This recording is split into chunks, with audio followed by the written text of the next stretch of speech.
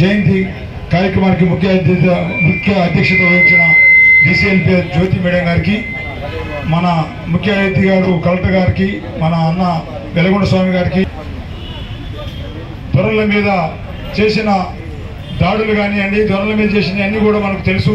అలా మన చాకలి రెండో ఐలమ్మగా చెప్పుకోదగిన వ్యక్తి మన శ్రీలక్ష్మి అక్క. మనకు 33 జిల్లాలు పాదయాత్ర చేసి దాదాపు 7018 కిలోమీటర్ల సుదీర్ఘ పాదయాత్ర చేసిన మన శ్రీలక్ష్మి అక్క ఈరోజు మన కళ్ళ ముందు లేదు. అక్కకు 2 జిల్లాల్లో ఇవాళ విగ్రహావిష్కరణ నుండి అక్క పోవడం జరిగింది. మరి శ్రీలక్ష్మి అక్క కూడా మనం మహిళలు కూడా మరి తల్లి మన పిల్లల్ని వదిలిపెట్టి భర్తను వదిలిపెట్టి పాదయాత్ర చేసి ఇవాళ మనకు గుర్తింపు తెచ్చుకున్న వ్యక్తి, 1,30,000 మందితో బహిరంగ సభ పెట్టిన వ్యక్తి ఒక మహిళ శ్రీలక్ష్మి అక్క. మరి అలాంటి శ్రీలక్ష్మి అక్క మనం కూడా చెప్పుకోవాలి. అమ్మ వీరనాథ చాకలేరమ్మ ఆ రోజు చేసిన పోరాటాలను గుర్తు చేసుకుంటున్నాం. ఈ రోజు నేడు 33 జిల్లాలు పాదయాత్ర చేసిన 33 జిల్లాలు పాదయాత్ర శ్రీలక్ష్మి అక్క గుర్తు చేసుకోవాలి మనం.